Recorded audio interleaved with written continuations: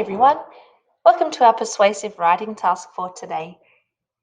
Now, we've been learning a lot about the features of persuasive writing, persuasive text over the last few weeks.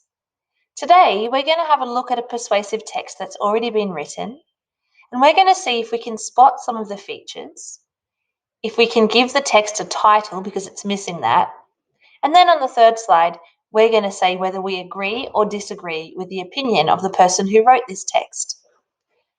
Now, the first step is I'm going to read the text to you, and then you will use these three colors to highlight these features in the text. And the highlight tool is just this one here. Don't circle it because it might get a little messy. The highlight tool will be perfect for that today. Let's read the persuasive text. Don't students deserve to unwind and relax after a long day at school? Students already spend a great deal of their lives doing schoolwork. It is not fair that students must spend extra time at home on tasks that could be done during school hours. Firstly, students need a break from schoolwork when they come home. They should be allowed to unwind by playing with friends, spending time with the family, and just relaxing. Secondly, students should have the time to participate in other activities after school that are also educational.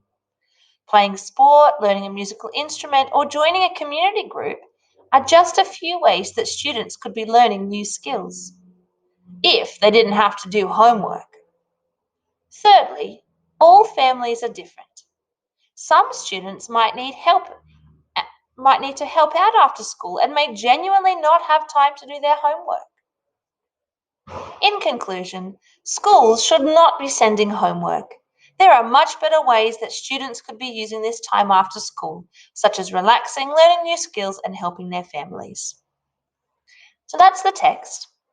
Over here, let me read the instructions. Find and color these persuasive language features. The first one is rhetorical questions, and we're going to color that in green. So I'm going to choose the highlight tool. I'm going to go down to green.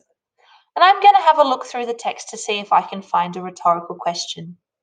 I won't highlight that one because there's actually only one, and I'd like to see if you could find that on your own. The second one says modality words. Remember words of high and low modality? Words of high modality were strong words, such as always and never. And words of low modality were those weak words like might, maybe. We'll see if we can find one in here now to highlight. So it's yellow. So I'm going to go to yellow, make sure I've got the highlight tool. So if I just have a little look down here, there's some before, but I'm going to highlight the word should. So it's saying secondary students should have the time to participate in other activities. That's how I highlight, and that's one of the modality words. And lastly, the connecting words in red. They're the words that connect the paragraphs, make them flow nicely from one to the other. For example, firstly. So you're looking for these three things. Once you've done these three things, and remember there might be a few of each, it's not just one, I'm just showing you the example. Once you've done it, use the microphone here to explain what you've highlighted. So you might say, okay, the word firstly is a connecting word, so I've put it in red. And you would explain what you've highlighted. Then you would move on to the next slide.